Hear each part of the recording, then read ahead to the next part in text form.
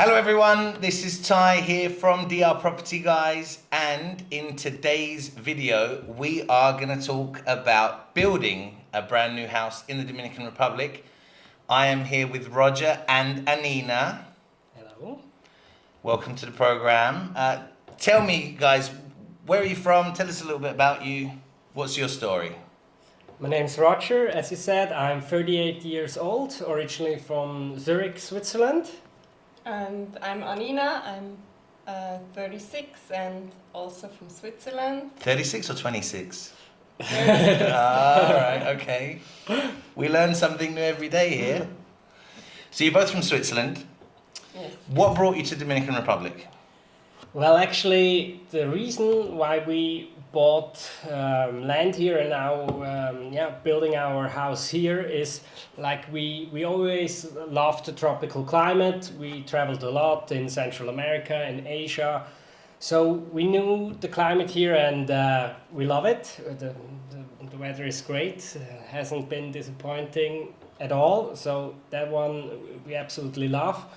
And then like the trigger on how we ended up here in the north coast of the Dominican Republic was actually a video, like a TV show we watched called, I think, Caribbean Life, is it? Caribbean Life. Caribbean Life. Mm. And it was a very old episode. And it was about a Canadian couple that bought a house here.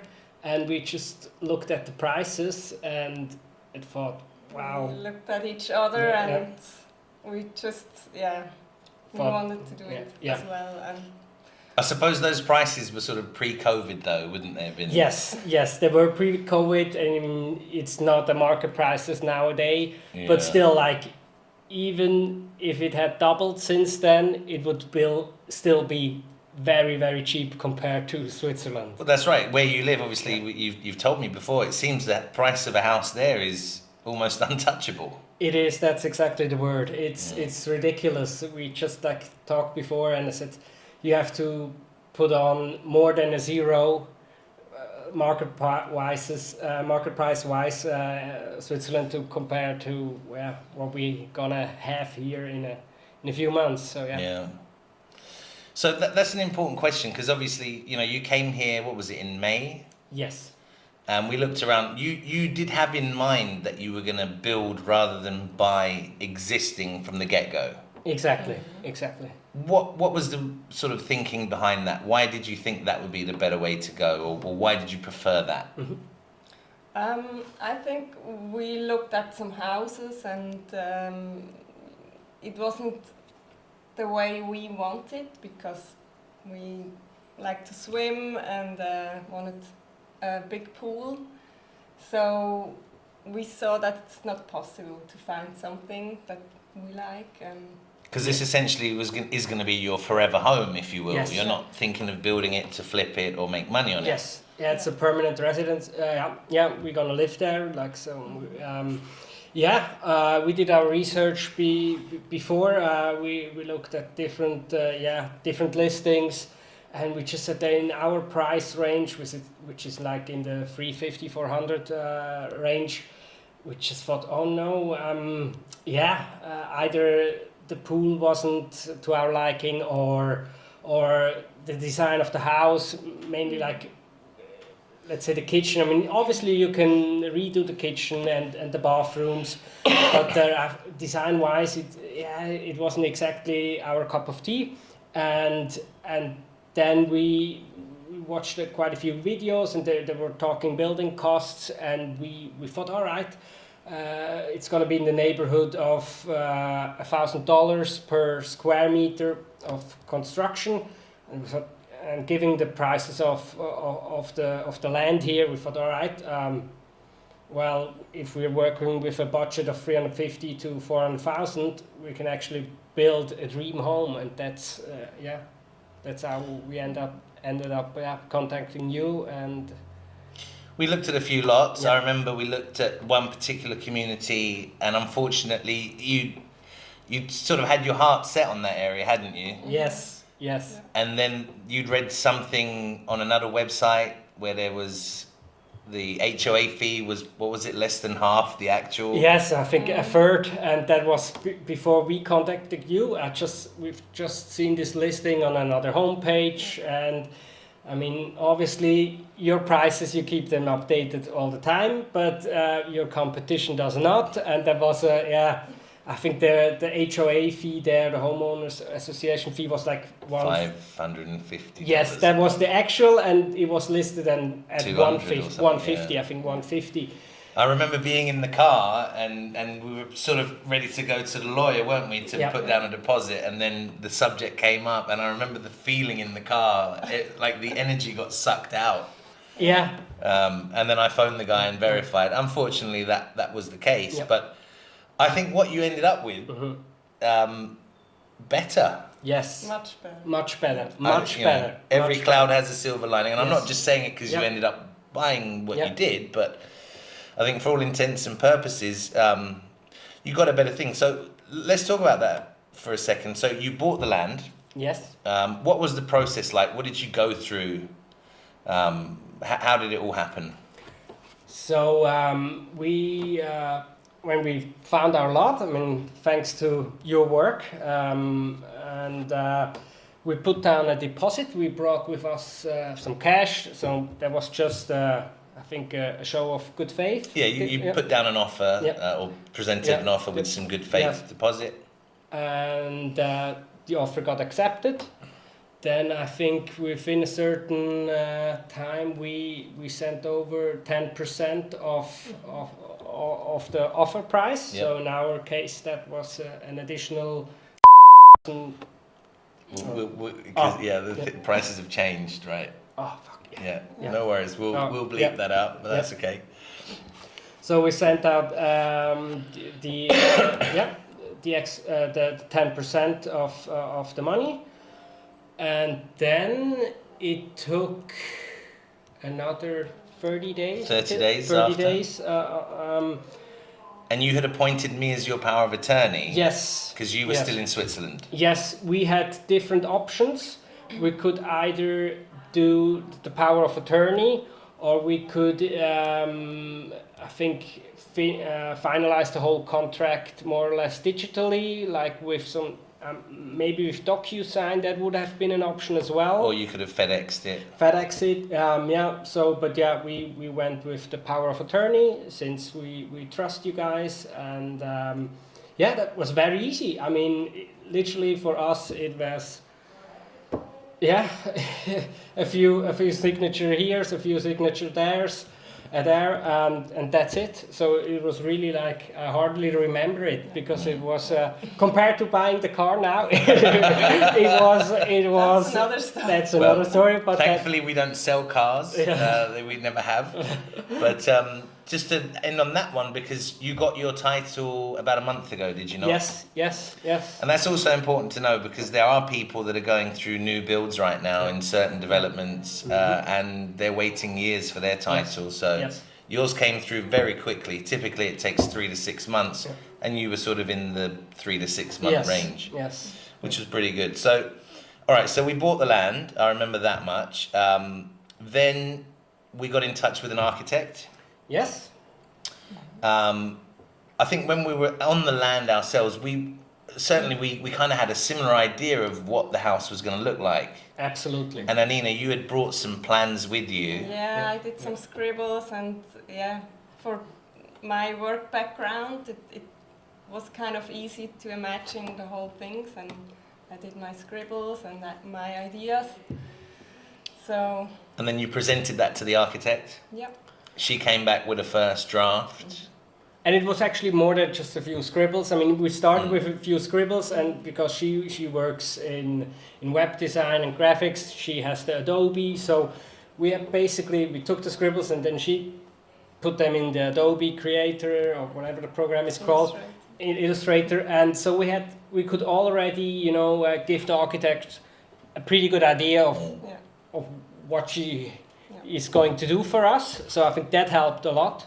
And I think what the architect ended up coming up with is essentially what you wanted. What did we do? 3 or 4 revisions, maybe? Yes.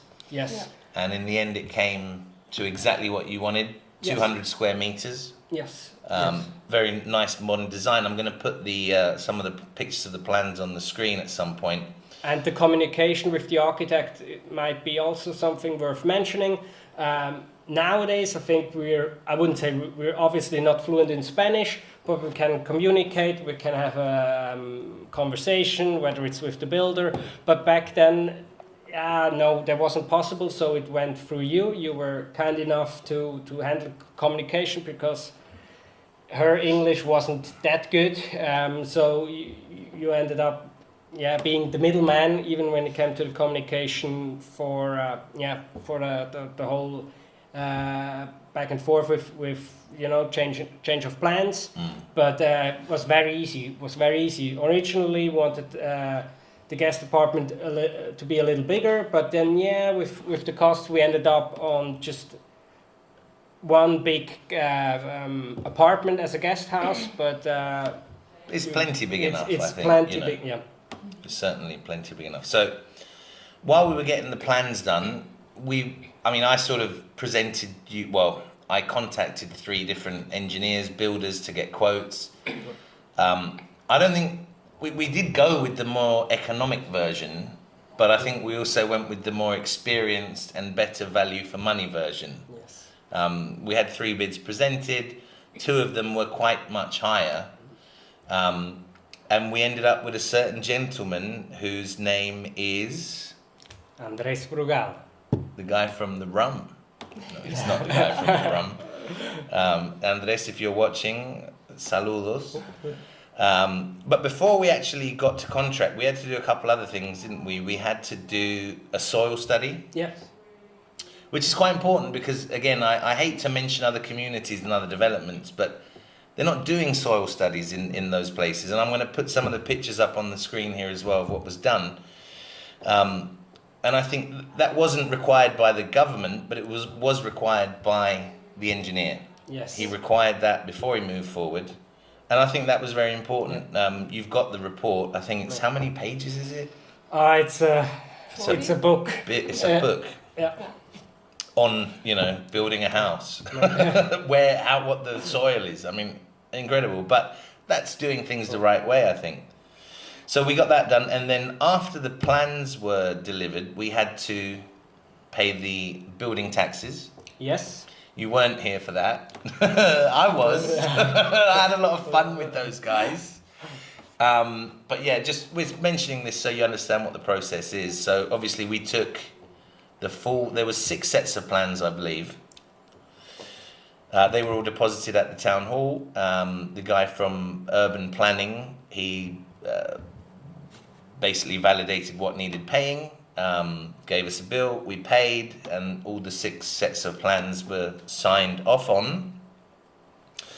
And then basically we could begin. So how's the process been so far? Excellent. We're very happy with The progress is astonishing. I mean, we had a little delay just at the very beginning because they discovered a high voltage cable in the ground. I'd say it's more than a little bit of a delay. It took about a month for the cable to be moved. Unbeknown to us, there was a high voltage cable running through the middle of the land, and that basically stopped everything for essentially a month, but it did get moved in the end. But since then, it's been sort of all systems go. Yes, I mean, wow. I mean, we're now actually we started in August because really started. I mean, September 1st, I think more likely. Yeah, it was. Yeah, and now I mean, the pool is built, the walls are up, the majority of the roof is up. Yeah. No, watching that makes us happy. He's doing a very good job. Yes. I think he is. We're going to put some drone footage that was taken recently on the screen now. And I like how he's been very clean in his treatment of the job site as well. I said off camera, I'd say this, the design of the house, especially when you see it from above, it is very Swiss, very clinical, very, good straight edges. I really like that. I think it fits in well. But no, he's done a very good job. Like I say, he's very clean. And you know, you were quoted essentially 7 months, I believe. Yes. 6 to 7. 6 to 7. So September, October, November, December, Jan, Feb, March. Yeah. You should be in there. Yeah. You've got visitors coming in April. Yes. So Andres, make sure the house is ready very soon. So yeah, things are living up to expectation, or what would you say? Are you disappointed? Are you more impressed than you thought you were going to be? Yeah, the latter, I'd say, definitely. Like, yeah, we are really happy we got ourselves quite a deal here, I'd say. I mean, we're gonna have a beautiful house. The guest list is already filling up for next year. I mean, they've seen the designs. We're very happy. We're very happy with the builder you picked for us. I mean, he takes a lot of pride in his work. He's very passionate. He's always been updating us constantly, like really like always on WhatsApp, videos and photos. So he's on the building side a lot. I mean, he's not just organizing the whole thing. He's actually there in person, making sure everybody's doing a good job, and he takes great pride in his work. And he's a very nice guy to work with. Yeah. He's also very open when he has some questions of like ideas for the house, additional ideas, or if there's something coming up and he wants to tell us or ask us. There's a saying in Spanish, con la experiencia no se improvisa, which means with experience you can't improvise. And he's built hundreds of villas and hotels and apartment buildings over his 30-odd year career. And that's why I felt very comfortable working with him. And so far, touch wood, Yes. it's going all right. Yes, very much so. So other than building the house, obviously you've been living here almost 2 months now. Yes. You're in a pretty nice place, I must say. Yeah. How have you adapted to living here, both of you? Very quickly and easy. Yeah. So I think we knew what we wanted. So we wanted this nice climate and better work-life balance, and we got that. I remember, because we had some food not too long ago, and I remember asking them what they would be doing on a typical Sunday evening in Switzerland in November. And, you know, because we're sat on the balcony with the breeze, having a beer or two, you know, some food. It's probably not the same in Switzerland, is it? On a Definitely rainy not Sunday. now. Not now in November. No, you'll be sheltering freezing. inside, freezing. Yeah. And I know that most people watching this video understand that, but given I've been living here this long, I don't remember those cold and dark evenings in the winter in England. So that's why it's kind of refresh the reason I'm living here. And we're not missing anything, you know. I mean, here the supermarkets are great. At the moment, we don't have the car yet, so we still shop at Playero mostly because that's in walking distance, and we don't miss anything. Not even the cheese. I mean, and that's something being from Switzerland. So. I didn't tell you this. I bought some. I was in Santiago 3 days ago, and I bought some Swiss cheese from Supermercado Nacional. Oh my God! It is so good. It's I want to go back there just to buy that cheese again. And It's great. That was my only concern, that I missed the Swiss cheese. But I found some good ones. Next time we go to Santiago, we'll go into Nacional. They have a beautiful cheese selection now. Maybe it's Swiss people running their shop. I don't know. So you've gotten into the surfing a little bit. We will. We will. Oh, because Not yet, I but- keep forgetting you don't have the car. My bad. Sorry. But Had they had the car, they would have been surfing already. Yes, we brought the boards with us, and that's definitely. But you've been to the beach a Yes, few times. yes. Obviously, your Spanish, both of you, is improving daily. Yes. You know, well done. You know, I've mentioned in other videos how there are some foreigners living here for 20, 30 years, and all they can say is "La cuenta, por favor." But you guys you're able to converse already within 2 months. So, well done. Anything else you've done? Anything else you want to add to the video? No, I'm just. Yeah, I mean, if people wanna get in touch with us, they can easily do that. We're on Instagram. Oh yeah, you started. Yeah. You're starting your own channel as well. Yes. Let's talk about that for Yeah. a second, which is called It's DR Explored. DR Explored, and that's on. Instagram. I keep Yeah. saying Facebook. How old am I? So it's on Instagram and soon to be on YouTube. Yes. Soon on YouTube. Soon on YouTube. And on Instagram, we also documented basically from when we bought the lot, and then the drone footage and all the progress is already there. And if you have questions, just feel free to contact us. Any questions also related to costs or whatever, we're very, very open when it comes to that, to sharing that. That's very kind of you. No secrets there. And I mean, I just want to emphasize once more. I mean, even with the experience, we had a look at some houses as well. I still think, don't be afraid to buy land and build your dream home here, just because it's considered a third world country. It definitely is not when it comes to architecture and building. It's not, but also a word of warning, because not everyone has had the same experience you guys have fair had. Not We got very good advice along the way. You helped us incredibly. And we were not naive, but you need good people here. Starts with the lawyer. Well, I'd say starts with the realtor, then with the lawyer, architects, and obviously then the builder. So you need people you can trust and you can rely on. But that's the same, I think, everywhere. I mean, it's not like people, never had bad experiences building their houses in Switzerland. It's not that everything is perfect there, Or in England or in America, it happens everywhere. But I think we found a good team for your requirements, and so far so good. Everything's turning out pretty good. Yes. Yeah. Anything else you want to add before we end the video? No.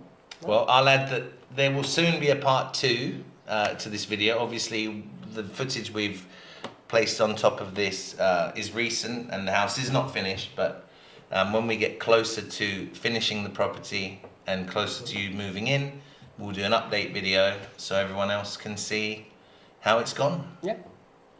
So I thank you both for your time. Thank you. And we'll put the link to their Instagram and YouTube channel in the description here. Follow them, ask them any questions you want. They're living here now full time. So Roger and Annina, thank you very much. Thank you very much for your time. And if you've enjoyed this video if you've enjoyed this video, don't forget to hit that like, share and subscribe button, and we'll see you on the next one. Bye bye.